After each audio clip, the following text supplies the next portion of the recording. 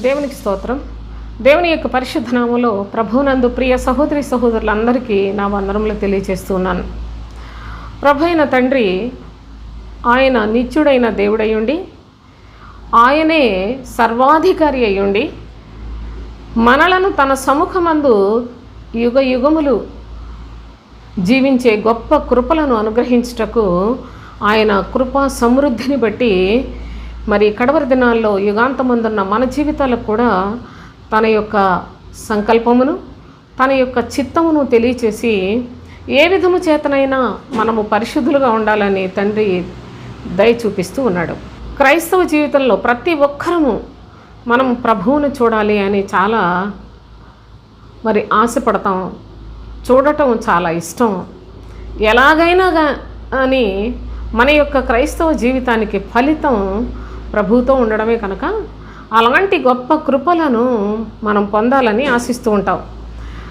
మరి దేవుని యొక్క ప్రియకుమారుడైన యేసుక్రీస్తు ఈ లోకంలో శరీరధారిగా ఉన్నప్పుడు ఆయన చెప్పిన మాట చదువుకొని ముందుకెళదాం. చూడండి, మత్తయి సువార్త 5వ అధ్యాయం 8వ వచనం. హృదయ శుద్ధి గలవారు ధన్యులు, వారు దేవుని చూచెదరు అని చెప్పాడు. హృదయ శుద్ధి గలవారు వాళ్ళంట ధన్యులంట, వాళ్ళే దేవుణ్ణి చూస్తారని చెప్తున్నాడు. మరి హృదయాన్ని శుద్ధి చేసుకోవటం అంత చిన్న విషయమా? ఈ లోకంలో మనిషి అనిన ప్రతి వారికి కూడా హృదయం ఉంది. హృదయం లేకుండా అసలు మానవ జన్మే లేదు. అయితే వారి వారి క్రియలను బట్టి వీడికి మనసు లేదు, అసలు ఏమి గుండెమ్మా ఈ గుండె అని ఇలాగ రకరకాలుగా మాట్లాడుతూ ఉంటారు. వారి వారి యొక్క ప్రవర్తన క్రియలను చూసినప్పుడు సహజంగా మనం వినే మాటలు. అయితే ప్రభువు ఈ లోక సంబంధమైన మాటలు తీసి ప్రక్కన పడేద్దాం. ప్రభువు చెప్తున్నాడు, హృదయ శుద్ధి కలిగిన వారు మాత్రమే దేవుణ్ణి చూడగలరు అని తెలియచేస్తున్నాడు. మరి మనం హృదయ శుద్ధిని సంపాదించుకోవాలి కదా, ఎలాగైనా ప్రభువును చూడాలి కనుక ఈ యొక్క అనుభవాలను మరి చదువుకుందాం. దేవుని యొక్క పరిశుద్ధ లేఖనాల్లో ఈ వీడియో అంతా జాగ్రత్తగా చూడండి. ప్రతి వీడియోను కూడా మీరు పూర్తిగా చూడండి దయచేసి, అది నేను మీకు రిక్వెస్ట్ చేస్తున్నాను. అయితే దేవుని యొక్క సన్నిధిలో మనుషుని యొక్క హృదయ స్థితి సామాన్యమైందా? మనుషుని యొక్క హృదయము ఎంత ఘోరమైందో ప్రవక్త అయిన ఇర్మియా ఏం చెప్తున్నాడు చూడండి. ఇర్మియా గ్రంథం 17వ అధ్యాయం 9వ వచనం చదువుకుందాం. హృదయం అన్నిటికంటే మోసకరమైనది, అది ఘోరమైన వ్యాధి కలది అన్నాడు. దాన్ని ఎవ్వరు కూడా గ్రహించలేరని కూడా చెప్పాడు. సోదరులారా చూడండి, హృదయం అన్నిటికంటే మోసకరమైనది, అది ఘోరమైన వ్యాధి కలది, దాన్ని గ్రహింపగలవాడెవడు?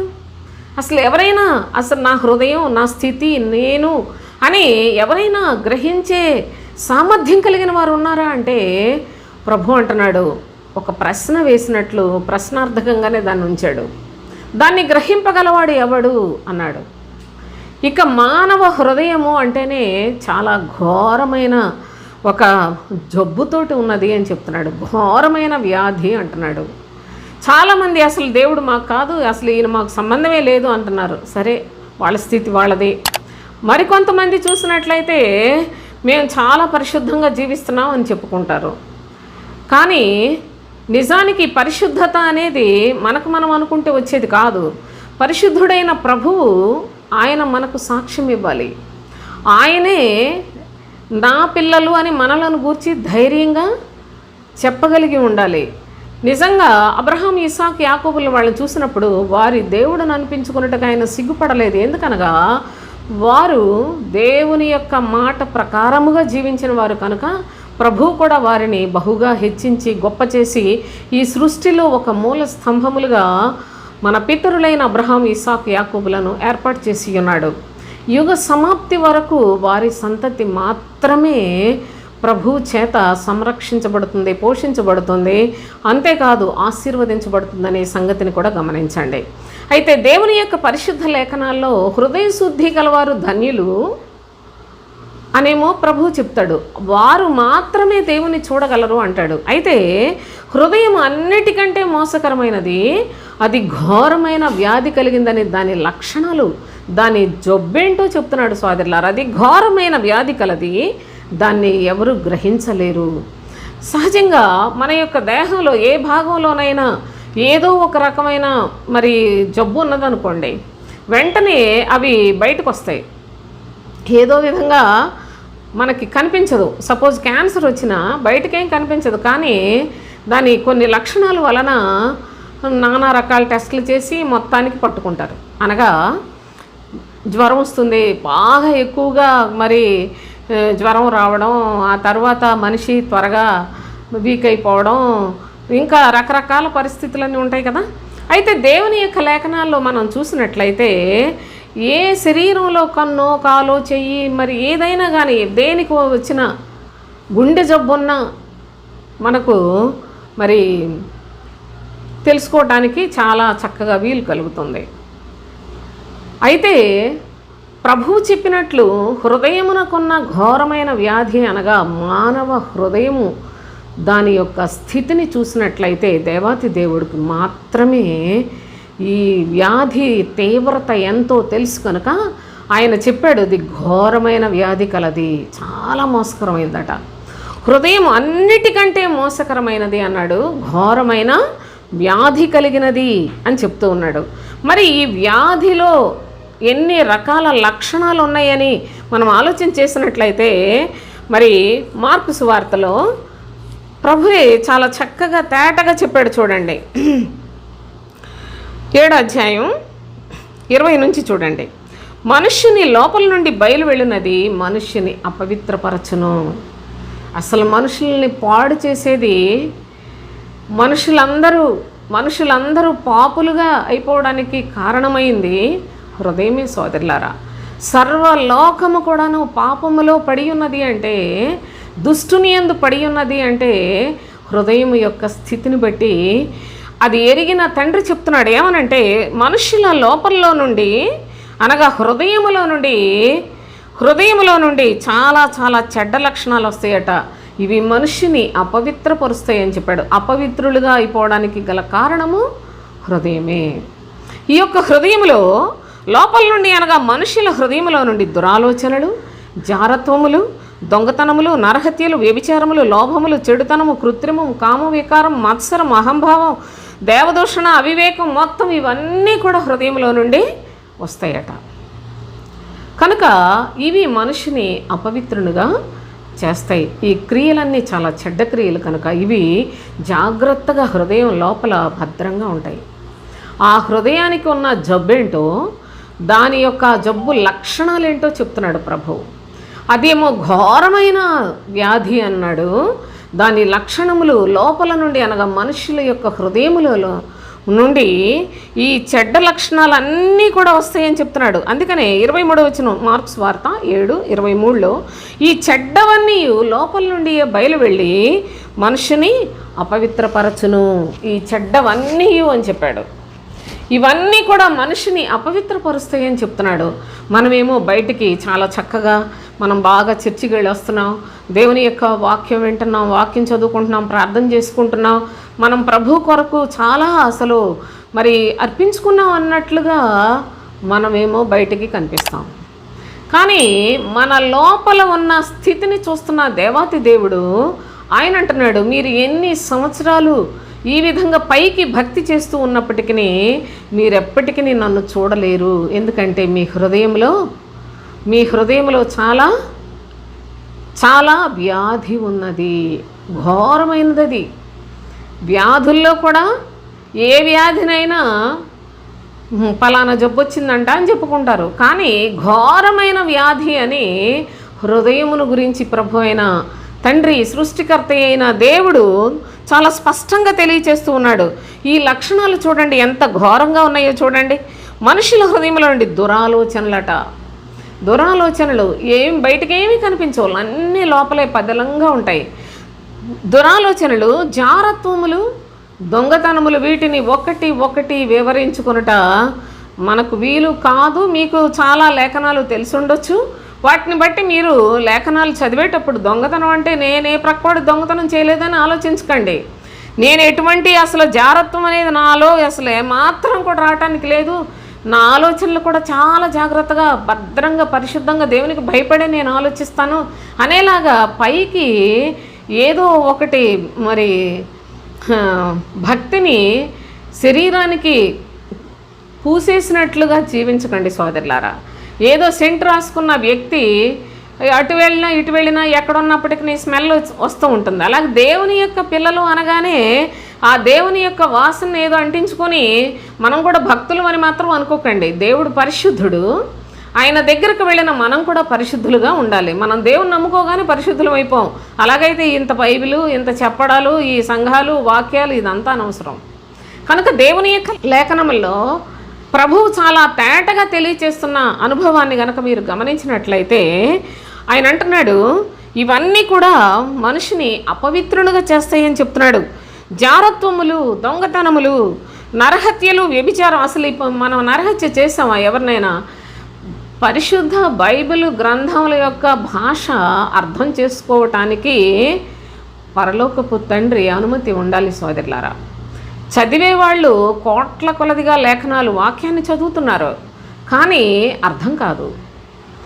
చాలామంది బైబిల్ ఇష్టం లేని వాళ్ళు, దేవుని నమ్ముకున్న వాళ్ళు కూడా బైబిల్ని చదవటం, వ్యతిరేకించే వాళ్ళు, లేకపోయినట్లయితే ఎలాగ దూషణకు ఉపయోగించుకుందాం అనుకున్న వాళ్ళు, లేకుంటే చాలా చాలా రకరకాల ప్రజలు రకరకాల ఉద్దేశాలతో బైబిల్ చదివే వాళ్ళు ఉన్నారు.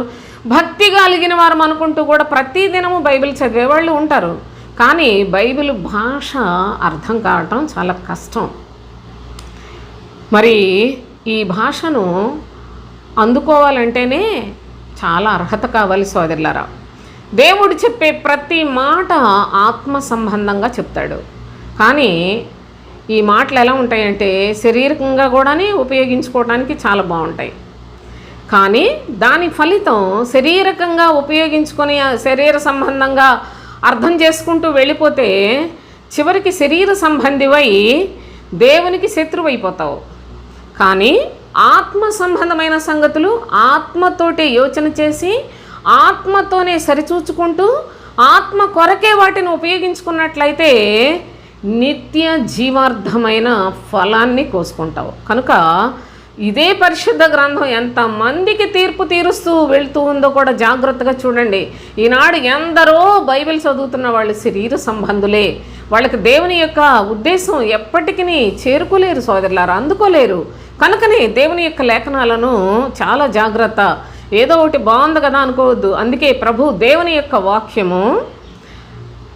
యొక్క వాక్యము సజీవమైనది, బలము కలిగింది, రెండంచులు కలిగిన ఎటువంటి ఖడ్గము కంటే వాడి అయినదై ప్రాణ, ఆత్మ, కీళ్ళు, మూలుగులు విభజించినంత మట్టుకు దూరుచు హృదయంలో ఉన్న ఆలోచనలు శోధిస్తుంది.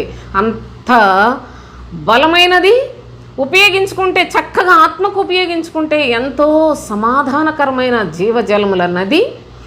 శరీరానికి ఉపయోగించుకున్నట్లయితే నిన్ను పాతాళానికి నెట్టేస్తుంది. వాక్యం అంత తీర్పు తీర్చే శక్తి కలిగిన పరిశుద్ధమైనది. కనుక దేవుని యొక్క లేఖనాల్లో చూడండి, ప్రభు అంటున్నాడు, దేవుడు ఆయన్ను చూడాలి అనే నీ యొక్క ఆశ నెరవేరాలి అంటే హృదయ శుద్ధి కావాలి. హృదయం చూస్తే భయంకరమైన మోసకరమైంది. మీరు గమనించండి, లోకంలో ఏలుబడి చేయుచున్నవాడు అపవాది. ఈ లోకమును పాలించుచున్నవాడు అపవాది, సాతాను. అయితే వాడు మోసగాడు.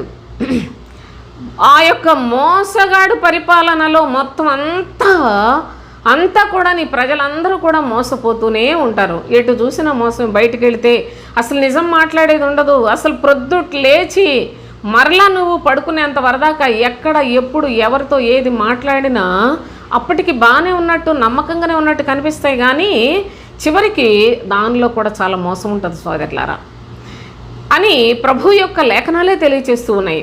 ఇక చూస్తే మనం వీళ్ళు మోసగాళ్ళు, వీళ్ళ దగ్గరికి వెళ్ళకూడదు, వీళ్ళతో మాట్లాడకూడదని మనం సైడ్ అయిపోవచ్చు. లేకుంటే పలానా మార్కెట్లో పలానా షాపులు అంతా కూడా మోసం, సైడ్ అయిపోవచ్చు. ఇంకా వేరే షాప్కి వెళ్ళాం, అక్కడ కూడా ఉంటుంది అనుకోండి. అలాగే దేన్నైనా సరే ఇక్కడ మోసం ఉందని తెలిస్తే వేరే దానికి వెళతాం. కానీ మన హృదయమే మోసం అయితే ఎక్కడికి వెళ్ళిపోదాం? మన హృదయమే మోసకరమైనది అయితే, అది గ్రహించలేనిది అయితే, అది ఘోరమైన వ్యాధి కలిగిందైతే మరి ఎవరిని ఆశ్రయిద్దాం? ఈ లోకంలో ఎక్కడైనా ఏదైనా ఈ మోసం నుంచి మనల్ని విడిపించేది ఉందా అంటే లేదు సుమా. నా ప్రియ సహోదరి సహోదరులారా, మనం ఆశ్రయించవలసింది క్రీస్తు శిలువ యందు మాత్రమే, క్రీస్తును మాత్రమే, క్రీస్తు బోధలో మాత్రమే ఈ మోసంలో నుండి మనం బయటికి రాగలం. అసలు ఇది మనం ఎంత మోసకరమైన హృదయం కలిగి ఉన్నామో గ్రహించాలంటేనే క్రీస్తు దగ్గరికి రావాలి సోదరులారా. మీరు దేవుని అంగీకరించినంత మాత్రాన ఆ యొక్క మోసాన్ని తెలుసుకోలేరు. కానీ దేవుని ప్రియకుమారుడైన క్రీస్తునందు విశ్వాసం ఉంచినట్లయితే సకలమైన సంగతులు స్పష్టంగా తెలుసుకోవటానికి దేవుడే నిర్ణయించాడు. కనుక చూడండి, ఈ విధంగా హృదయం అంతా కూడా చెడుతనంతో నింపబడి, అన్ని చెడ్డ లక్షణాలతో నింపబడి మనుషులను అపవిత్రులుగా చేసే పరిస్థితిని మనం ఇక్కడ గమనిస్తున్నాం. అయితే దేవుని యొక్క సన్నిధిలో ప్రభు ఆయన యొక్క మాట ప్రకారంగా మనం జీవించడానికి చూడండి, హెబ్రీయులకు రాసిన పత్రిక 9వ అధ్యాయంలో 14వ వచనం ఒకసారి చదువుదాం. నిత్యుడగు ఆత్మ ద్వారా తను తాను దేవునికి నిర్దోషినిగా అర్పించుకున్న క్రీస్తు యొక్క రక్తము నిర్జీవ క్రియలను విడిచి జీవము గల దేవుని సేవించుటకు మీ మనసాక్షిని ఎంతో ఎక్కువగా శుద్ధి చేయను. హృదయంలో నుండి మనసాక్షికి వెళ్ళిపోయారేంటి అనుకుంటున్నారేమో, గమనించండి జాగ్రత్తగా. ప్రభు అయిన తండ్రి చెప్తున్నాడు, నిత్యుడగు ఆత్మ ద్వారా తను తాను దేవునికి నిర్దోషినిగా అప్పగించుకున్నాడట. ప్రభు అయిన క్రీస్తు నిర్దోషినిగా అర్పించుకొనిన క్రీస్తు యొక్క రక్తము నిర్జీవ క్రియలను విడిచి, మన హృదయంలో ఉన్న క్రియలన్నీ ఏం క్రియలు ఒకసారి ఆలోచించేయండి. ఘోరమైన వ్యాధికి సంబంధించిన క్రియలు, అవి బయటికి ఏమి కనిపించకుండా లోపలుండి మనుషులను పాడు చేసే క్రియలు, అవన్నీ కూడా నిర్జీవ క్రియలు. చచ్చిపోయిన మనుషులను చంపేసేవి సోదరులారా. మనుషుల యొక్క స్థితిని బయటికి బాగా బ్రతుకుతున్నాం అనుకుంటారు, కానీ జీవించుచున్నామన్న పేరు మాత్రం ఉన్నది. నీవు మృతుడవి అని చెప్పాడు చూసారా. మీరు మీ పాపముల చేత అపరాధముల చేత చచ్చిన వారు అని చెప్పాడు చూసారా. ఈ పాపపు క్రియలు, నిర్జీవ క్రియలు, ఈ నిర్జీవ క్రియలన్నీ విడిచిపెట్టి జీవం కలిగిన దేవుని సేవించుటకు మీ మనస్సాక్షిని ఎంతో ఎక్కువగా శుద్ధి చేస్తుంది క్రీస్తు రక్తము మాత్రమే. క్రీస్తు రక్తమే మనలను శుద్ధి చేయగలదు. మనలో ఉన్న ఈ పనికి మాలిన క్రియలన్నిటినీ, నిర్జీవ క్రియలన్నిటినీ, చెడ్డ క్రియలన్నిటినీ, వీటన్నిటినీ మనం విసర్జించాలి అంటే కేవలము క్రీస్తు రక్తము ద్వారానే సాధ్యము అనే సంగతిని తండ్రి తెలియచేస్తూ ఉన్నాడు. యాకోబు పత్రిక 4వ అధ్యాయం 8వ వచనం చూడండి. దేవుని యొద్దకు రండి, అప్పుడు ఆయన మీ యొద్దకు వచ్చును. పాపులారా మీ చేతులు శుభ్రపరచుకొనుడి, పాపులారా మీ చేతులు శుభ్రపరచుకొనుడి అని చెప్తున్నాడు. అనగా మీ క్రియలన్నిటినీ కూడా శుభ్రం చేసుకోనండి. అన్నీ పాడైపోయిన పనులే చేస్తారు. హృదయం పాడైపోయింది, క్రియలు పాడైపోతాయి. ఎందుకనగా హృదయం నిండిన దాన్ని బట్టి నోరు మాట్లాడుతుందని ప్రభు చెప్తున్నాడు. అనగా చెడు హృదయము చెడ్డ ధననిధి అంటాడు, మంచి హృదయము మంచి ధననిధి అని కూడా చెప్పాడు. అయితే చూడండి, ఒక చెడ్డవాడు వాడి హృదయంలో చెడుతనం ఉండి మాట్లాడితే అన్ని చెడ్డ మాటలే వస్తాయి. ఒక మంచివాడు తన హృదయంలో మంచితనం ఉంది కనుక తాను మాట్లాడే అన్నీ కూడాను మంచి మాటలే వస్తాయట. అలాగే హృదయము నిండి ఉన్న దాన్ని బట్టి నోరు మాట్లాడును అని చెప్పాడు. చూడండి, మనుషులందరి హృదయాలు తీవ్రమైన ఘోరమైన వ్యాధితో ఉండగా హృదయంలో ఉన్న లక్షణాలన్నీ ఎంత విపరీత బుద్ధిని కలుగు చేస్తాయో, వాటి ద్వారాగా మనుషుని యొక్క మాటలు మాట్లాడినా, ఏ పని చేసినా, లేకపోయినట్లయితే ఎక్కడ కూర్చున్నా, ఏది మాట్లాడినా సమస్తంలో కూడా పాపమే. ఏ పని చేసినా పాపమే సోదరులారా. అందుకే ప్రభువు చెప్తున్నాడు, పాపులారా మీ చేతులు శుభ్రము చేసుకొనుడి అన్నాడు. మన చేతులు అనగా ఏంటి, నేను సోపుతోటి ఎన్నిసార్లు కడిగాను, ఎంత చక్కగా నీట్గా ఉన్నాయి నా చేతులు అనేసి మనము ఈ చేతులు ఈ లోకంలో శుభ్రత గురించి ప్రభువు చెప్పలేదు. మీ చేతులు శుభ్రము చేసుకొనుడి అనగా మీరు పని అనేది చేతులే చేస్తాయి. శరీర అవయవాలన్నిట్లో పని చేసేది ముఖ్యంగా తినాలన్నా, ఏ పని చేసుకోవాలన్నా, వంట చేయాలన్నా, లేకుంటే బయటికి వెళ్ళి పని చేయాలన్నా, ఏం చేయాలన్నా సరే పని అనేది చేతులకు ఒక సాదృశ్యం. కనుక మీరు చేసే ప్రతి పని చాలా చాలా పరిశుద్ధంగా చేయండి అని చెప్తూ ఉన్నాడు. అంతేకాకుండా పాపులారా మీ చేతులు శుభ్రం చేసుకోండి, ద్విమనస్కులారా మీ హృదయములను పరిశుద్ధపరచుకొనుడి అన్నాడు. ద్విమనస్కులారా మీ హృదయములను పరిశుద్ధపరచుకొనుడి అనగా హృదయంలో చూస్తే పరిశుద్ధత కావాలి సోదరులారా. అప్పుడే చేతులు కూడా పరిశుభ్రంగా ఉంటాయి. హృదయంలో ఏ చెడుతనం ఉన్నప్పటికీ మనం చేసే పని ఖచ్చితంగా అది కూడా చెడుతనంతో ఉంటుంది. కనుక హృదయం గురించి అసలు చెప్పాలి అంటే పరిశుద్ధ గ్రంథం అంతా మానవ హృదయం దాని యొక్క స్థితిగతుల గురించే ఉంటుంది. సామాన్యమైన భాష ఇది. అయితే దేవుని యొక్క పరిశుద్ధ లేఖనాల్లో మనము మన క్రైస్తవ జీవితానికి ఎప్పటికప్పుడు నమ్మకత్వాన్ని కలిగి యథార్థతను కలిగి ప్రభువుని చేరుకునే పద్ధతిలో వెళ్ళడానికి చాలా తక్కువ అనుభవాలు, తక్కువ సమయంలో నేను ఈ విషయాలు మీకు తెలియచేస్తున్నాను. కనుక జాగ్రత్తగా గమనించండి. మీ హృదయములను పరిశుద్ధ పరచుకొనుడి. ఒకసారి కూర్చొని నేనేంటి, నా హృదయ స్థితి ఏంటి, నాలో ఉన్న లోపాలేంటి, నాలో ఉన్న వ్యాధి ఏంటి, అసలు నాకు దీని గురించి ఎంతవరకు తెలిసింది, నా హృదయ స్థితిని నేను ఎంతవరకు తెలుసుకొనగలిగాను, కనుగొనగలిగాను అని జాగ్రత్తగా మనల్ని మనం పరిశీలన చేసుకోగలిగిన మంచి లేఖనాలలో అవగాహన, లేఖనములలో జ్ఞానము కూడా సంపాదించుకుంటేనే కానీ హృదయం అంత సులువుగా శుద్ధి చేసుకునేది కాదు సోదరులారా. హృదయం అనేది చాలా భయంకరమైన వ్యాధితో ఉన్నదని అందుకే ప్రభువు తెలియచేస్తున్నాడు. కనుక ఈ యొక్క ద్విమనస్కులు అనగా దేవుడు కావాలి, లోకము కావాలి. ఇలాంటి వారే ద్విమనస్కులు. ఇలాంటి మనస్సు ఉన్నవారు హృదయాన్ని శుద్ధి చేసుకోవాలి. ఎందుకనగా ప్రభువు చెప్తాడు, మీరందరూ కూడా ఒక్క భావముతో సువార్త విశ్వాస పక్షమున జీవించాలి, పోరాడాలి అని చెప్తాడు. అందరూ కూడా నీ బాప్తిస్ము ఒక్కటే, ప్రభువు ఒక్కడే, తండ్రి ఒక్కడే, పరిశుద్ధాత్ముడు ఒక్కడే, ఆయన శరీరము ఒక్కటే. ఆ శరీరములో అనేక అవయవాలు ఉన్నప్పటికీ ఒకే శరీరము. నీ శరీరాన్ని గురించి నువ్వు ఆలోచన చేసుకో. అలాగా శ్రేష్టమైన పరలోకానికి చేర్చడానికి ప్రభు స్థాపించిన పరిశుద్ధ శరీరం అనగా సంఘము ఒక్కటే, బోధ కూడా ఒక్కటే సోదరులారా. పరిశుద్ధులకు ఒక్కసారే అప్పగింపబడిన బోధ అంటాడు.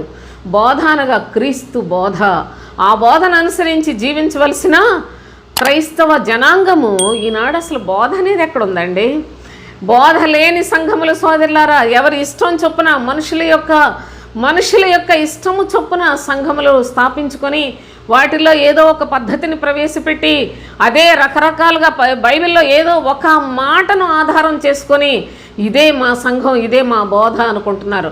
పెంతెకోస్తు సంఘాల్లో వాళ్ళు ఒక పద్ధతిని అలవాటు చేసుకున్నారు. ఇక అదే బోధ. ఏ చర్చిలో పెంతెకోస్తులో ఎక్కడికి వెళ్ళండి, వాళ్ళు ఇంకెక్కడ చూసినా అదే పద్ధతిలో వాళ్ళు భక్తిని ఆచరిస్తారు. కానీ పూర్ణమైనది వచ్చినప్పుడు పూర్ణము కానిది నిరర్ధకమగును అని వాళ్ళు తెలుసుకోవటానికి బహుశా ఈ లోకంలో దేవుని యొక్క అనుమతి లేదేమో. ఎందుకనగా దేవత్వం యొక్క సర్వ పరిపూర్ణత శరీరముగా క్రీస్తునందు ఉన్నది అని చెప్తాడు అపోస్తుడైన పౌలు. దేవత్వము యొక్క సర్వ పరిపూర్ణత శరీరముగా క్రీస్తునందు ఉన్నది అని ఆ యొక్క మాట మీకు నేను చాలా వీడియోస్లో మాట్లాడుతూ ఉంటాను కనుక ప్రత్యేకించి రెఫరెన్స్ కావాలంటే చెప్తాను సోదరులారా. చూడండి, ఒక మాట చదువుకొని వెళ్ళిపోదాం. కొలసీలకు రాసిన పత్రిక 2వ అధ్యాయం 9వ వచనం చూడండి. దేవత్వము యొక్క సర్వ పరిపూర్ణత శరీరముగా క్రీస్తునందు నివసించుచున్నది అని చెప్పాడు. క్రీస్తు ఒక్కడే, పరలోకముల నుండి దిగి వచ్చిన దేవుని కుమారుడైన క్రీస్తు ఆయన యొక్క శరీరములో దేవుని యొక్క మరి ప్రియకుమారుని దేహములోనే పరిపూర్ణమైన భక్తి ఉన్నదట.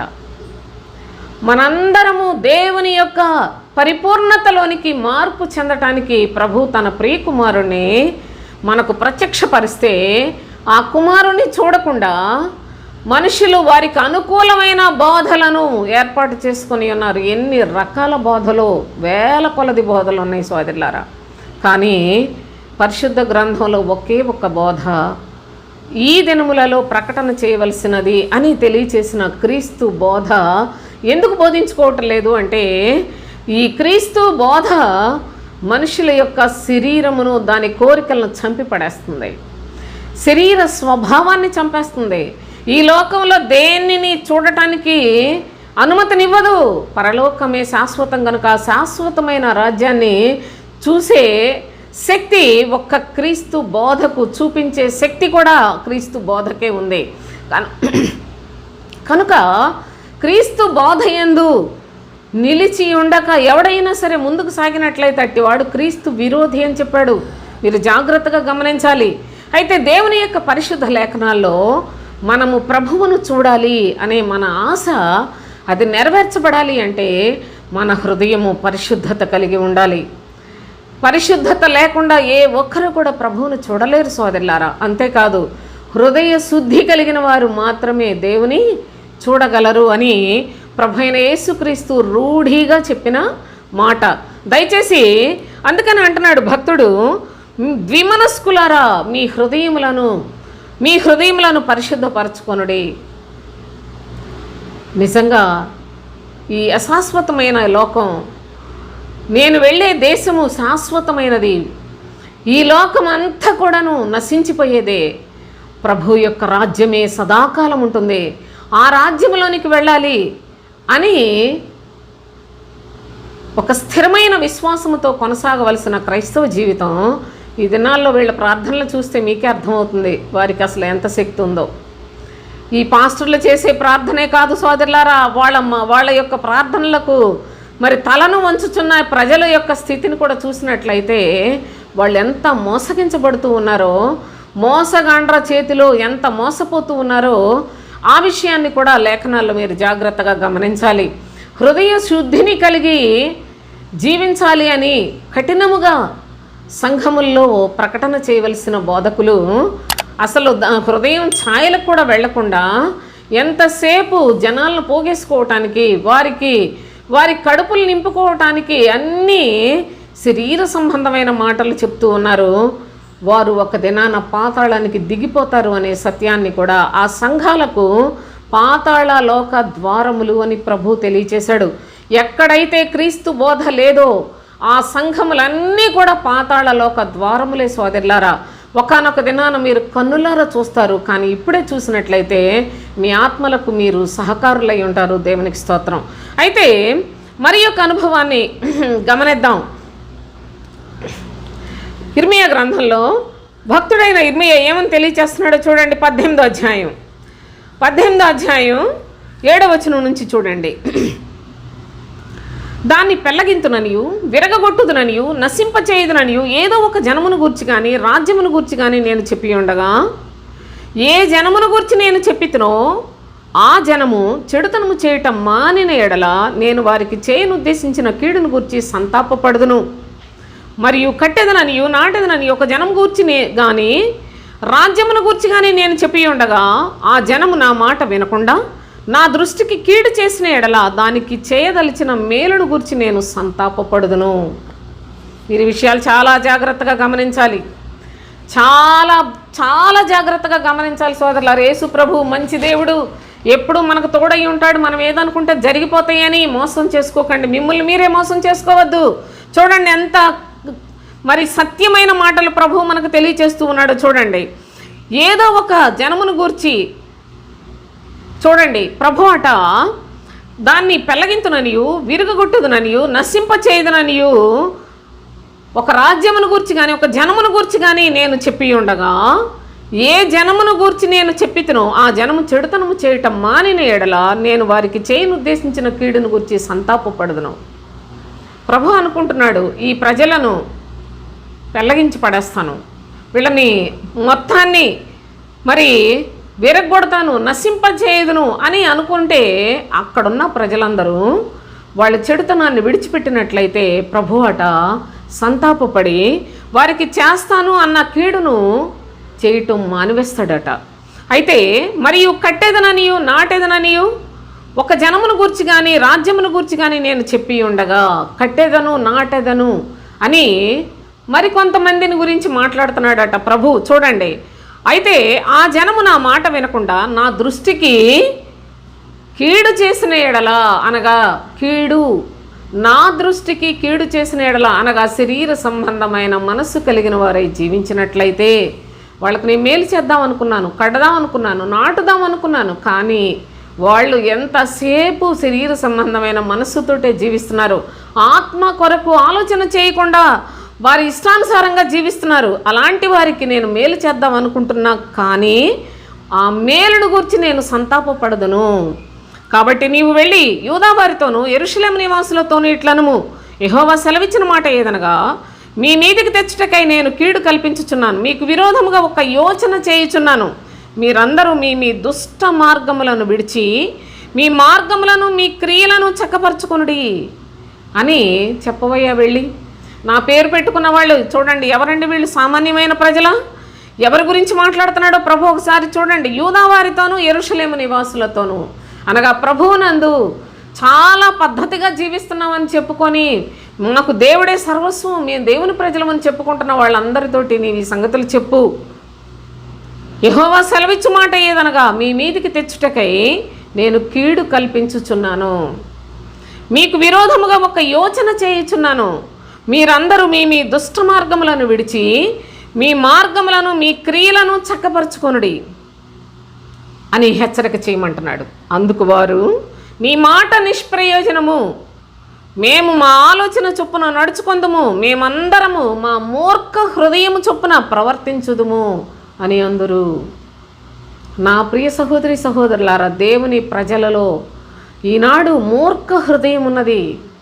దేవుని యొక్క ప్రజలలో ఘోరమైన వ్యాధి కలిగిన భయంకరమైన పరిస్థితుల్లో నుండి ప్రభు విడుదల చేసిన, ప్రభువు క్షమించి చేర్చుకునినా మరలా మూర్ఖ హృదయాన్ని సంపాదించుకుంటున్న ప్రజల స్థితిని జ్ఞాపకం చేస్తూ ఉన్నాడు.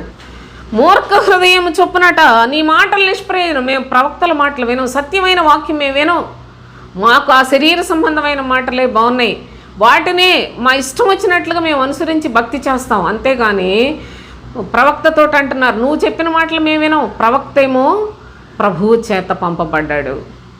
ప్రవక్త అయిన ఇర్మియాని చెప్పమంటున్నాడు ప్రజలకి. అలాగన్నా వాళ్ళు మనసు మార్చుకుంటారేమో, చెడుతనాన్ని విడిచిపెట్టేస్తారేమో, నాకు అనుకూలంగా బ్రతుకుతారేమో, దేవునికి ఇష్టమైన క్రియలు చేస్తారేమో చెప్పమని ప్రవక్తను పంపిస్తే, వాళ్ళు ప్రవక్తతో అంటున్నారు, నీ మాటలు మేము అసలు వినం, అవన్నీ నిష్ప్రయోజనం, ఒట్టి మాటలు అవన్నీ, మాకు ఆ మాటలంటే ఇష్టం లేదు, మా యొక్క హృదయంలో పుట్టిన ఆలోచన చొప్పున నడుచుకుంటాం, మాకు ఇష్టం వచ్చినట్లుగా మేము నడుచుకుంటాం, మేము మాకులో ఉన్న మూర్ఖ హృదయం ఉన్నదే, అది ఏమి చెప్తే దాని ప్రకారంగా మేము ప్రవర్తిస్తామని చెప్తున్న ప్రజలను చూస్తున్నాం. ఈనాడు సత్యము చూస్తే సంత వీధిలో పడిపోయి ఉన్నది, సత్యాన్ని అంగీకరించరు. సత్యము అనగా క్రీస్తు సువార్త అక్కర్లేదంట. క్రీస్తు ఈ లోక సంబంధమైన ఆయన బోధలో ఉన్న ప్రత్యేకతలను నేను ఎన్నో వీడియోస్లో చెప్తూనే వస్తూ ఉన్నాను సోదరులారా. ప్రభు అయిన క్రీస్తు ఆయన పరలోక సంబంధమైనది, ఆత్మ సంబంధమైనది, ఈ లోకాన్ని అసహించుకునేది, ఈ లోకాన్ని విసర్జించి జయించే శక్తి కలిగిన లేఖనాలు ప్రభు తెలియచేస్తుంటే అవన్నీ విడిచిపెట్టి మేము దేవుని నమ్ముకున్నాం, మాకు అనుకున్నాయని జరిగిపోవాలనుకుంటున్న పరిస్థితుల్లో ఉన్న నేటి క్రైస్తవ్యం, ఆ మనుషులకు తగినట్లుగా బోధకులు వారు తమ స్వకీయ దురాశలకు అనుకూలమైన బోధకులను పోగు చేసుకున్నారన్నాడు చూసారా. ఆ పోగు చేసుకున్న బోధకుల దగ్గరే పడి చచ్చిపోవడానికే ఇష్టపడుతున్నారు. కానీ ప్రభు వైపు తిరుగుదాం, ప్రభువుకి ఇష్టలుగా జీవిద్దాం, ఆయన సెలవిచ్చిన మాటను అనుసరించి జీవిద్దాం, పరిశుద్ధ లేఖనముల్లో మన కొరకు వ్రాయబడిన వాక్యానుసారంగా జీవిద్దాం అనే భయభక్తులు లేని ప్రజలను చూసి ప్రభు అంటున్నాడు, వారు తమ మూర్ఖ హృదయము చొప్పున ప్రవర్తిస్తూ ఉన్నారు. ప్రభువు నీవు నీ ప్రవర్తనను క్రమముగా ఆయన మాటలకు అనుగుణ్యముగా మార్చుకోగలిగినట్లయితే చేస్తాననుకున్న కీడును గూర్చి సంతాపపడతాడు. ఒకవేళ నిన్ను దీవించాలి, ఆశీర్వదించాలి అనుకున్నప్పటికీ నీలో గనక మూర్ఖ హృదయం ఉన్నట్లయితే ప్రభువు నీకు కీడే చేయబోతున్నాను అనే సంగతిని జ్ఞాపకం చేస్తూ తన ప్రవక్తల ద్వారా సెలవిస్తూ ఉన్న సంగతులు మనం ఈనాడు చదువుకుంటూ ఉన్నాం సోదరులారా. నాకు తెలిసిందే భక్తి, మా చర్చిలోదే భక్తి అని పొరపాటు పడిపోతున్నారు. మా సంఘాలకు చాలా పేరు ప్రతిష్టలు ఉన్నాయి, మా సంఘాలు స్థాపించిన వాళ్ళు చాలా గొప్పోళ్ళు అనుకొని వాక్యాన్ని నిరర్ధకం చేస్తున్నారు. మీరు మనుష్యుల పారంపర్యములను అనుసరించి దేవుని యొక్క వాక్యం నిరర్ధకం చేస్తున్న పరిస్థితిని ఆనాడు యేసుక్రీస్తు ఏ విధముగా చెప్పాడో, ప్రస్తుత కాలంలో మనుషులు శిరస్సును హత్తుకొనని బోధకులు, శిరస్సు అనగా క్రీస్తు, క్రీస్తు లేని బోధలు చెప్పే బోధకులందరూ, శరీర సంబంధమైన బోధలు చెప్పే వాళ్ళందరినీ పోగు చేసుకుంటున్న వారులారా, దేవుని యొక్క సత్యాన్ని గమనించండి, ఆయన నోటి మాటను ఆలకించండి, ఆయన చిత్తానుసారంగా చేసి సదాకాలం ఆయనతో కూడా బ్రతికే పరలోక సంబంధమైన ఆశీర్వాదాలని పొందే యోగ్యత కలిగిన వారిగా ఉండాలని ప్రభు మన ఎడల ఎంతో ఆశతో చేతులు చాచి పిలుస్తూ ఉన్నాడనే సత్యాన్ని కూడా గమనించండి. అంతేకాకుండా మరి యొక్క అనుభవాన్ని చూడండి. పేతురు రాసిన మొదటి పత్రిక 1వ అధ్యాయం 23వ వచనం చదువుకున్నాను చూడండి. 22, 23. మీరు క్షయబీజము నుండి కాక శాశ్వతమగు జీవము గల దేవుని వాక్య మూలముగా అక్షయ బీజము నుండి పుట్టింపబడిన వారు కనుక నిష్కపటమైన సహోదర ప్రేమ కలుగునట్లు మీరు సత్యమునకు విధేయులవుట చేత మీ మనస్సులను పవిత్రపరచుకున్న వారయ్యుండి ఒకనికొకడు హృదయపూర్వకముగాను మిక్కుటముగాను ప్రేమించుడి. ఇవి చాలా కష్టమైనవండి, ఇవి చాలా కష్టమైన సోదరులారా. యేసుక్రీస్తు మీకు ఇదిగో మీరు ఎలాగా అనుకుంటున్నారు కదా, మీరు ఎలాంటి బాధలో ఉన్నారు కదా, ఆ బాధలన్నీ కూడా ప్రభు దగ్గరికి వస్తే పోతాయి అంటే సంతోషంగా వచ్చేస్తారు. మీకు స్వస్థతలు వస్తాయి, మీకు దీవెనలు, ఆశీర్వాదాలు, ఇవన్నీ వీటి గురించి బోధిస్తే సోదరులారా ప్రజలు చాలా చక్కగా మరి వెంబడించడానికి ఇష్టపడతారు. కానీ ఈ మాటలు చూడండి ఎలా ఉన్నాయో. మీరు క్షయబీజము నుండి కాక,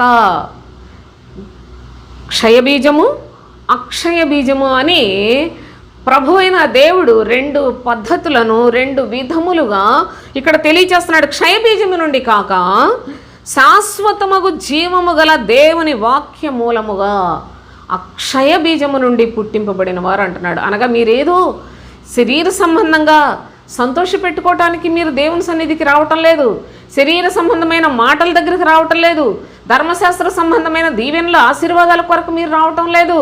ఇవన్నీ క్షయమైపోయేవి. క్షయబీజము నుండి పుట్టిన వారి గతి ఈ విధంగా ఉంటుంది. కానీ మీరు అక్షయ బీజము, దేవుని యొక్క వాక్య మూలముగా అక్షయ బీజము నుండి పుట్టింపబడిన వారు అంటూ ఉన్నాడు. అక్షయ బీజము ఎలా ఉంటుంది? క్షయము అక్షయము 2. క్షయమైపోయేదంటే నశించిపోయేది, అక్షయమైందంటే ఎల్లప్పుడూ నిలిచి ఉండేది. కనుక మీరు నశించిపోయే జీవితాల కొరకు ప్రభు దగ్గరకు రాలేదు, కానీ ఈ లోకంలోనే ఈ జీవితకాలం మట్టుకే మీకు ఆశీర్వాదాల కొరకు మీరు దేవుని దగ్గరికి వస్తే క్షయమైపోతారు, నశించిపోతారు. కానీ శాశ్వతమగు దేవుని యొక్క వాక్యము అనగా అక్షయ బీజము నుండి పుట్టింపబడిన వారు అన్నాడు. అనగా పరలోకానికి వెళ్ళాలి, మన ఆత్మకు చావు లేదు, ఆత్మ సదాకాలము ప్రభుతో కూడా ఉండాలి.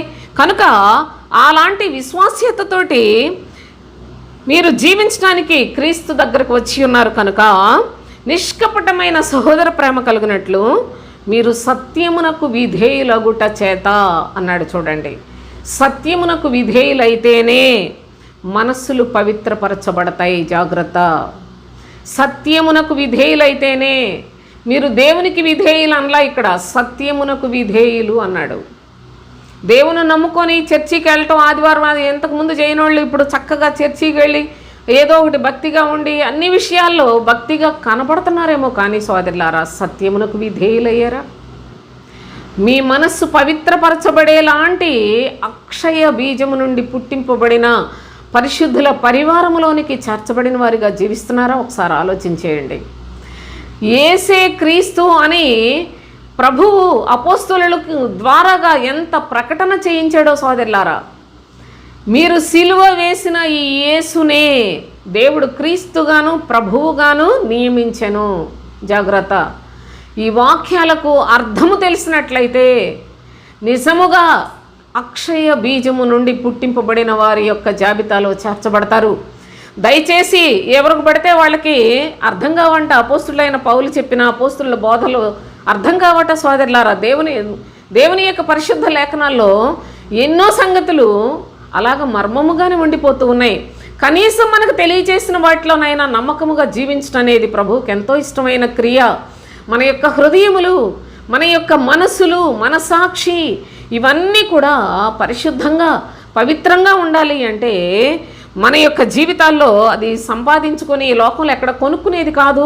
లేకపోయినట్లయితే ఏ మూలనో ఎక్కడో ఏదో మరి ఎంత ఖరీదైనా తెచ్చుకోవటానికి అనువైన పరిస్థితుల్లో లేదు సోదరులారా. దేవుని యొక్క సత్యవాక్యము అది అనుగ్రహింపబడిన వారికి మాత్రమే దొరుకుతుందనే సత్యాన్ని కూడా ప్రభు తెలియచేస్తున్నాడు. అసలు యోహాను సువార్తలో ఒక మాట మీకు నేను చూపించి మళ్ళీ ఇక్కడ చదువుకున్నాను, దయచేసి చూడండి. యోహాను సువార్త 20 అధ్యాయం 30-31 చూడండి. మరియు అనేకమైన ఇతర సూచక్రియలను యేసు తన శిష్యుల ఎదుట చేశాను. ప్రభు తిరిగి లేచిన తరువాత సంగతి ఇది. చేశాను, అవి ఈ గ్రంథమందు వ్రాయబడి ఉండలేదు. అయితే 31వ వచనం చూడండి. యేసు దేవుని కుమారుడైన క్రీస్తు అని మీరు నమ్మునట్లును. చూడండి, యేసు దేవుని కుమారుడైన క్రీస్తు అని మీరు నమ్మునట్లును, నమ్మి ఆయన నామమందు జీవము పొందునట్లును.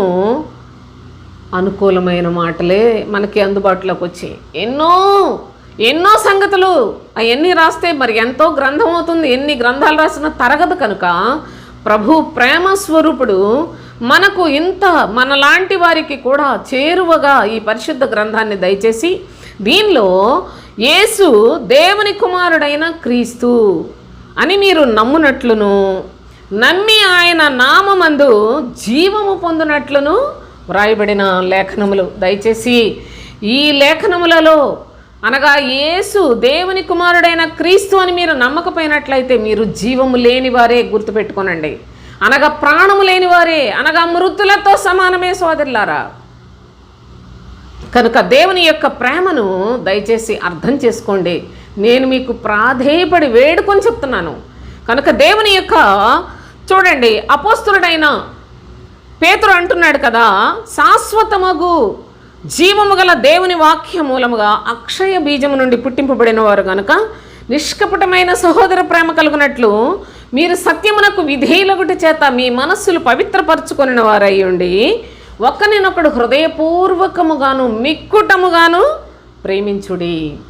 సహోదర ప్రేమలో ఈనాడు భక్తి దాచబడి ఉన్నది తెలుసా మీకు?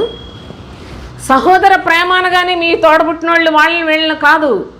నా ప్రియ సహోదరి సహోదరులారా, క్రీస్తునందు విశ్వాసం ఉంచిన వారి మధ్యలో సహోదర ప్రేమను కలిగి జీవించుటలోనే ఈనాడు ఎవరి భక్తి ఎంత ఉందో దాన్ని ప్రభువు లెక్కించే పద్ధతి ఉన్నదని గమనించండి. దేవుని యొక్క ఒకానొకప్పుడు యేసుక్రీస్తు పేతురును, యాకోబును, యోహాన్ను వెంట పెట్టుకుని కొండ ఎక్కి అక్కడ రూపాంతరం చెందినట్లుగా చూస్తాం. అక్కడ రూపాంతరం చెందినప్పుడు మేము ప్రభువుని చూసాం. అంతకన్నా మరి శ్రేష్టమైన అనుభవం ఏంటో తెలుసా? చూడండి ఎంత బాగా చెప్పాడో చూడండి. పేతురు రాసిన 2వ పత్రిక 1వ అధ్యాయంలో 17వ వచనం చూడండి. ఆయన మహాత్మ్యమును మేము కన్నులారా చూచిన వారమై తెలిపితిమి అన్నాడు. ఎప్పుడు? ఆ యొక్క రూపాంతరము చెందిన కొండ మీద ప్రభు యొక్క మహాత్మ్యమును కన్నులార చూచిన వారమై తెలిపితివి. ఏమని? ఈయన నా ప్రియకుమారుడు, ఈయన ఏందో నేను ఆనందించున్నానని. అప్పుడే కదా ప్రభువు గురించి ఒక మరి స్వరాన్ని వాళ్ళు వినగలిగారు. అయితే చూడండి, మీరు మత్తయి సువార్త 17వ అధ్యాయంలో 5వ వచనం చదువుకోండి దయచేసి.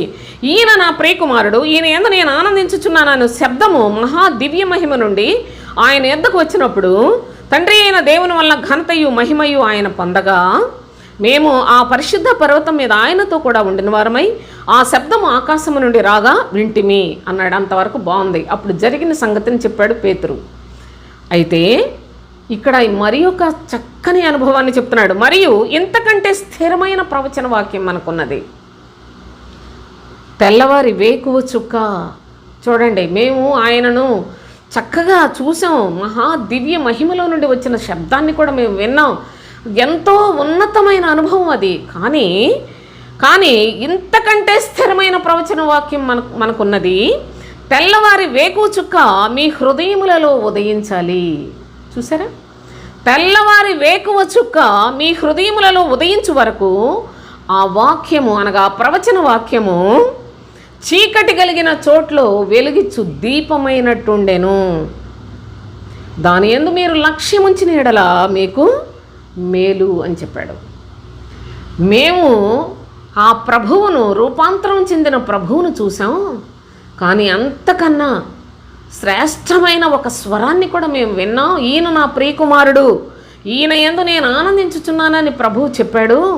అయితే అంతకన్నా విలువైన అనుభవం ఏంటో తెలుసా? ప్రవచన వాక్యం అన్నాడు. ప్రవచన వాక్యము ఏంటి? ఈ ప్రవచన వాక్యము అంటే తెల్లవారి వేకువ చుక్క. వేకువ చుక్క తెల్లవారే 4-4:30 మధ్యలోనే వేకువ చుక్క వస్తుంది. ఆ తెల్లవారి వేకువ చుక్క ఇక్కడ వస్తుంది కదా, దీని గురించి చెప్పట్లా. ఈ వేకువ చుక్కతో పోల్చిన క్రీస్తును, తెల్లవారి వేకువ చుక్క మీ హృదయములలో ఉదయించు వరకు ఆ ప్రవచన వాక్యము చీకటి కలిగిన చోట్లలో ప్రకాశించు దీపమైనట్టుండెను. దాని యందు మీరు లక్ష్యముంచినట్లయితే మీకెంతో మేలని చెప్తున్నాడు. అనగా ప్రభైన క్రీస్తు, యేసు క్రీస్తు తెల్లవారి వేకువ చుక్కతో ఏ విధంగా పోల్చాడో చూడండి. ఆయన అంటున్నాడు ప్రకటన గ్రంథంలో 22వ అధ్యాయం 16వ వచనం చూడండి. సంఘముల కోసరము ఈ సంగతులను గురించి మీకు సాక్ష్యం ఇచ్చుటకు యేసు అను నేను నా దూతను పంపి ఉన్నాను. నేను దావీదు వేరు చిగురును, సంతానమును, ప్రకాశమానమైన వేకువ చుక్కయునై ఉన్నాను. ప్రకాశమానమైన వేకువ చుక్క అంటే మామూలుగా మీరు తెల్లవారులేసి చూసే వేకువ చుక్క ఏ ఘడియలో ఎలాంటి చీకటి ఇంకా తెల్లవారుతుందనగా మనకి ఒక ఆధారంగా చూపిస్తూ ఉంటుందో అలాగూ ప్రభు అయిన క్రీస్తు యేసునందు లేక దేవుని యందు భయభక్తులు కలిగి జీవించు వారికి ఒక సింబల్ ఏంటంటే తెల్లవారి వేకువ చుక్క వస్తుంది అనగా క్రీస్తు వస్తున్నాడు. ఆయన ప్రవచన మూలమైన ఆత్మ, ఆ ప్రవచన వాక్యమే అనగా క్రీస్తే మీ హృదయములలో ఉదయించినట్లయితే చీకటి కలిగిన చోట్ల వెలుగిచ్చు దీపము వలె ఉన్న క్రీస్తు వాక్యము. యేసునందలి సత్యము వేరు, క్రీస్తునందలి సత్యము వేరు. అందుకనే చెప్తున్నాడు సోదరులారా, మనము గ్రహించుటకు ఎన్ని ఆధారాలు ఇచ్చాడో తండ్రి. కనుక తెల్లవారి వేకువ చుక్క మీ హృదయములలో ఉదయించు వరకు ఆ ప్రవచన వాక్యమట చీకటి కలిగిన చోట్లలో ప్రకాశించు దీపమైనట్లుండెను. ఆ యొక్క వాక్యమందు మీరు విశ్వాసం ఉంచినట్లయితే మీరెంతో ధన్యులు అని చెప్తూ ఉన్నాడు. మీకెంతో మేలు అని చెప్తున్నాడు. కనుక దేవుని యొక్క సత్యాన్ని గమనించండి, లేఖనాలను జాగ్రత్తగా పరిశీలనగా చూడండి. నేను ప్రతిదానికి మీకు రెఫరెన్స్లు కూడా ఇస్తూ ఉంటాను. మీరు కూడా చూసి జాగ్రత్తగా వాటిని గ్రహించుట ద్వారా మీరు క్రీస్తు యేసునందు సద్భక్తిని, శక్తిని, ఆత్మల చేత ముద్రించబడిన బలవంతులుగా తయారవుతారు అనే ఆశతోటి మాత్రమే సోదరులారా. కనుక దేవుని యొక్క పరిశుద్ధ లేఖనాల్లో జాగ్రత్తగా ఈ యొక్క అనుభవాన్ని ఆ తెల్లవారి వేకువ చుక్క మన హృదయములలో ఉదయించితేనే మన హృదయములో పరిశుద్ధత, ప్రభువును చూచే అర్హత వస్తుంది అనే సంగతిని భక్తుడు మనకు ఇక్కడ తెలియచేస్తూ ఉన్నాడు. అయితే ఎంతో భక్తి కలిగిన వాడు ప్రవక్త అయిన యెషయా, ఆయన చూసినట్లయితే దేవుని ప్రవక్తలలో కూడా చాలా చాలా ప్రత్యేకతలు కలిగిన ప్రవక్త. అలాంటి ప్రవక్త కూడా ఏమని చెప్తున్నాడు ఒకసారి మీరు గమనించండి. యెషయా గ్రంథం 6వ అధ్యాయం 5వ వచనం చూడండి. నేను అపవిత్రమైన పెదవులు కలవాడను, అపవిత్రమైన పెదవులు గల జనుల మధ్యను నివసించువాడను. అందరి హృదయములు పాడైపోయిన వారు, అందరి హృదయముల నిండా చెడుతనముతో నింపబడిన వారు, దానిని బట్టి అందరి పెదవులన్నీ పాడైపోయినాయి. భక్తుడు అంటున్నాడు, అయ్యో నేను అపవిత్రమైన పెదవులు గలవాడను, అపవిత్రమైన పెదవులు గల జనుల మధ్యను నివసించువాడను. నేను నశించితిని, రాజును సైన్యముల అధిపతి యెహోవాను నేను కనులారా చూచితిని అనుకుంటుని అని చెప్తున్నాడు. అపవిత్రత అనేది ఏ ఒక్కరిని విడిచిపెట్టదు అనే విషయాన్ని జ్ఞాపకం చేసుకోనండి. అయితే ప్రవక్త యొక్క పెదవులను మరి పరిశుద్ధపరిచి పవిత్రపరిచి జనుల మధ్యలోనికి వెళ్ళి సువార్త ప్రకటించడానికి తగిన అర్హుడిగా చేసినట్లుగా చూస్తున్నాం. కానీ ప్రస్తుతం చూడండి, ప్రతి ఒక్కడు సువార్త, బైబిలు, దేవుని అసలు ఏది తెలియదు. కానీ అందరూ బోధకులైపోయి, అందరూ సంఘాలు పెట్టి, అందరూ ఇష్టానుసారంగా ప్రభు యొక్క పరిశుద్ధ నామాన్ని పాడుగా చేస్తున్నారు. పరిశుద్ధ లేఖనాలు తెలియక వాడు ఇష్టం వచ్చినట్లు చెప్పడం వల్ల ప్రజలందరూ కూడా దారి తప్పిపోయి మనుషుల మధ్యలో హేళనకు, దూషణకు ఆస్పదముగా మిగిలిపోతూ ఉన్నారు. కనుక ఎంత ఘోరమైన దుస్థితి క్రైస్తవ్యంలో ఏలుబడి చేస్తూ ఉందో గమనించండి. అసలు మారు మనసు అంటే తెలియని వాళ్ళు పెద్ద పెద్ద బోధకులు సోదరులారా. ఆత్మకు శరీరానికి భేదం తెలియని వారు, యేసుకు క్రీస్తుకు భేదము తెలియని వారు బోధకులైతే, ఆ బోధకులు చెప్పే బోధలు విన్నవాడు ఒక్కడైనా సరే పరిశుద్ధతను, పవిత్రతను సంపాదించుకోగలడా? జాగ్రత్తగా ఆలోచించండి. కనుక దేవుని యొక్క శ్రేష్టమైన సన్నిధిలో మనందరి జీవితాలు ప్రభువుకి ఇష్టానుసారముగా మార్పు చేసుకోవటానికి ఆయన ఎన్ని అవకాశాలు మనకి ఇస్తూ ఉన్నాడో కూడా దయచేసి మీరు గమనించాలి. అయితే తిమోతికి వ్రాసిన 2వ పత్రికలో 2వ అధ్యాయం 22వ వచనం చదువుకుందాం. పవిత్ర హృదయులై, చూడండి, తిమోతికి అపోస్తులైన పౌలు వ్రాస్తూ, నీవు యవనేచ్ఛల నుండి పారిపోము, పవిత్ర హృదయులై ప్రభువునకు ప్రార్థన చేయవారితో కూడా నీతిని, విశ్వాసమును, ప్రేమను, సమాధానమును వెంటాడుము. ఎవరిని పడితే వారిని వెంటాడినట్లయితే చాలా చాలా చాలా ప్రమాదం ఉన్నది సోదరులారా. ఎవరికి వాళ్లే హత్య చేసుకుంటూ ఉన్నారు ఈ అబద్ధ బోధకులను వెంబడిస్తూ. ఇక్కడ అందుకే భక్తుడు అంటున్నాడు, పవిత్ర హృదయులై ప్రభువునకు ప్రార్థన చేయి వారితో కూడా. ఎవరు పడితే వాళ్ళు ప్రార్థన చేస్తే ఏమాత్రము ప్రభు సన్నిధికి చేరదని రూఢిగా దేవుని యొక్క వాక్యం తెలియజేస్తూ ఉంది. ఇక్కడ చెప్తున్నాడు కదా, పవిత్ర హృదయులై ప్రభువునకు ప్రార్థన చేయవారితో కూడా నీతిని, విశ్వాసమును, ప్రేమను, సమాధానమును వెంటాడుము. భక్తుడిచ్చే హెచ్చరిక చూడండి ఎలా ఉందో. ఎక్కడ పవిత్ర హృదయం కలిగిన వారు ఉన్నారో వారు చేసే ప్రార్థన ప్రభు సన్నిధికి చేరుతుంది. కనుక అలాంటి పవిత్ర హృదయులై ప్రభువునకు ప్రార్థన చేయి వారితో కూడా ఉంటేనే నీవు నీతిని, విశ్వాసమును, ప్రేమను, సమాధానమును సంపాదించుకోగలవు. కనుక అట్టి పవిత్ర హృదయులు ఎక్కడైనా దొరుకుతారేమో చూచి వారి బోధ యందు లక్ష్యముంచి వారిని వెంటాడుటకు మనస్సును సిద్ధపరచుకొనమని హెచ్చరిక చేస్తున్న అపోస్తులైన పౌలు హెచ్చరిక నేటి దినాన మన కొరకు కూడా సోదరులారా. ఒక్క తిమోతికే కాదు, లేఖనములు ప్రతి ఒక్కరికి, సృష్టిలో ప్రతి వారికి కూడా ఇవి వ్రాయబడి ఉన్నవనే సంగతిని గమనించండి. అంత మాత్రమే కాకుండా పేతురు రాసిన 2వ పత్రికలో 2వ అధ్యాయం 14వ వచనం చదువుకుందాం.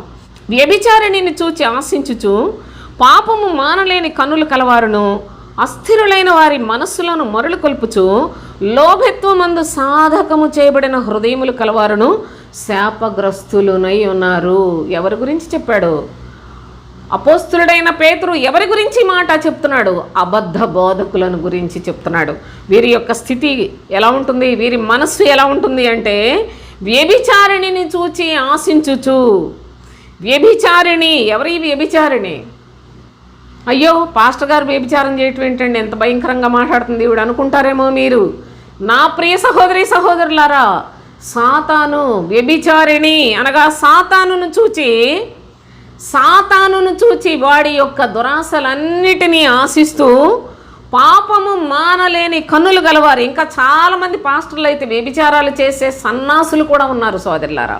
అలాంటి దుర్మార్గులు వాళ్ళందరూ పాపము మానలేని కన్నులు గలవారును, అస్థిరులైన వారి మనస్సులను.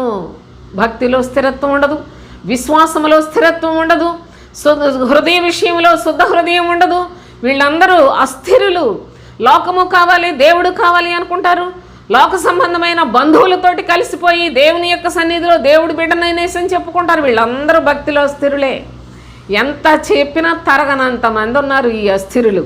చూడండి, అస్థిరులయ్యుండి అట్టి వారి యొక్క మనస్సులను మరలు కొల్పుచు లోభత్వమందు సాధకము చేయబడిన హృదయములు కలిగిన వారు శాపగ్రస్తులు అంటూ ఉన్నాడు. ఇంకంత చెప్పడానికి వీలు పడదు కానీ సోదరులారా, లోభత్వమందు సాధకము చేయబడిన హృదయములు అతి ప్రాముఖ్యముగా బోధకులలో ఉంటుంది. దొంగ బోధకులు, వారు అసలు సత్యం తెలియదు, అస్థిరులను పాడు చేస్తూ వారు వ్యభిచారిణిని చూచి ఆశించుచు పాపము మానలేని కన్నులు కలిగిన వారని చెప్తున్నాడండి. పాపము మానలేని కన్నులు కలిగిన వారు, వాళ్ళకి ఏది చూసినా ఇది ఉంటే బాగుండు, అది ఉంటే బాగుండు, అది సంపాదించుకుంటే బాగుండు, ఇందుకు వాళ్ళు దేవుని పని చేయడానికి వచ్చారు. కానీ వాళ్ళు దేవుని చేత పంపబడి పరలోకం వైపు ప్రజలను ప్రయాణము చేసే పద్ధతిని నేర్పించడానికి, దేవుని పరిచర్య చేయడానికి వచ్చిన వారు కారు. కనుక ఇట్టి వాళ్ళందరూ కూడా రోజు రోజుకి కూడా వాళ్ళ గొప్పతనాన్ని, వాళ్ళ అందాన్ని ప్రదర్శించుకోవటానికి నానా తిప్పలు పడుతున్న ఈ పిచ్చి పాస్టర్లందరిని చూస్తుంటే ప్రభు ఎంత తీక్షణమైన ఉగ్రత వారి మీద కుమ్మరించడానికి సిద్ధంగా ఉన్నాడో అని, దానికి ఇలాంటి అబద్ధ బోధకుల గురించి ఎన్ని లేఖనములు ఉన్నాయో నా ప్రియ సహోదరి సహోదరులారా. ఇలాంటి లోభిత్వమందు సాధకము చేయబడిన హృదయములు కలవారు, ధనాపేక్ష, డబ్బు పిచ్చితో సంఘాలు పెట్టుకున్నారు. వాళ్ళు ఒకవేళ సంఘం పెట్టేటప్పుడు దేవుని సేవాన్ని మొదలుపెట్టినా రోజు రోజుకి ధనాపేక్ష పెరిగిపోయి సోదరులారా, వాళ్ళ హృదయం ఇంకా దానిలోనే, అదే సాధనలో ఉంటుందట. డబ్బు సాధన. డబ్బు ఎలా సంపాదించాలి, ఏ మాటలు చెబితే డబ్బులు బాగిస్తారు, ఎలాంటి మాటలు చెబితే ఈ ప్రజలందరూ మన దగ్గరే ఉంటారు ఎక్కడికి వెళ్లకుండా, వీళ్ళు నా దగ్గర ఉంటేనే కదా నాకు రాబడి బాగా వస్తుంది అనుకుని దుర్మార్గులైన వాళ్ళు, అబద్ధ బోధకులు విస్తారంగా మన మధ్యలో ఉన్నారు. అలాంటి లోభిత్వమందు సాధకము చేయబడిన హృదయములు కలిగిన వారు నీ బోధకులైనట్లయితే నువ్వు ఎంత ప్రమాదంలో ఉన్నావో కూడా ఆలోచన చేసుకో. మీకు పరీక్షించుకోవాలి, పరిశీలన చేయాలి. అప్పుడే దేవుని యొక్క సత్యాన్ని గ్రహించగలరు, సత్యాన్ని విశ్వాసంతో వెంబడించగలరు. ఒక దినాన ఈ లోకాన్ని మనం విడిచిపెడుతూ ప్రభువుతో కూడా ఉండడానికి యోగ్యతను సంపాదించుకోగలం. కనుక ఈ యొక్క హృదయము ప్రభు యొక్క సన్నిధిలో హృదయ శుద్ధి కలిగి ఉండుట ఎంత వరమో, ఎంత గొప్ప ధన్యకరమైన జీవితమో. హృదయ శుద్ధి కలిగిన వారు దేవుని చూస్తారట. అలాంటి అర్హత కలిగిన వారే క్రీస్తును చూడగలరు సోదరులారా. అప్పుడే క్రీస్తునందు సంపూర్ణతను సంపాదించుకొని సదాకాలము ఆయన యొక్క రాజ్యములో, దేవుని రాజ్యము వేరు, క్రీస్తు రాజ్యము వేరు. దేవుని యొక్క రాజ్యము అనగా దేవుని చూచుచు దేవుని కొరకు సిద్ధపడే విధానాన్ని చెప్తాడు. దేవుని రాజ్యం మీ మధ్యలోనే ఉన్నదని చెప్పాడు ప్రభువు. అయితే క్రీస్తు రాజ్యము యుగ యుగములు, ఆయనే గొర్రె పిల్లయే దీపమైన శ్రేష్టమైన పరలోక పట్టణములో సదాకాలము జీవించే గొప్ప భాగ్యాన్ని సంపాదించుకోవటానికి ప్రభు అయిన తండ్రి మనకు ఒక చక్కని పద్ధతిని తెలియచేశాడు. హృదయం గురించి ఎంత చెప్పినా తరగనన్ని సంగతులు పరిశుద్ధ లేఖనాల్లో వ్రాయబడి ఉన్నాయి. కానీ మన యొక్క జీవితంలో మనం కొంత మట్టుకు భక్తి కలిగి ముందుకు సాగిపోతున్నాం. అంతవరకు నమ్మకముగా స్థిరమైన హృదయముతో ప్రభు యొక్క రాజ్యం కొరకు సిద్ధపడే విధానాన్ని కొన్ని లేఖనాలు మాత్రం మనం జ్ఞాపకం చేసుకున్నాం. వీటి యందు విశేష జాగ్రత్త కలిగి మన మనస్సు, మనస్సాక్షి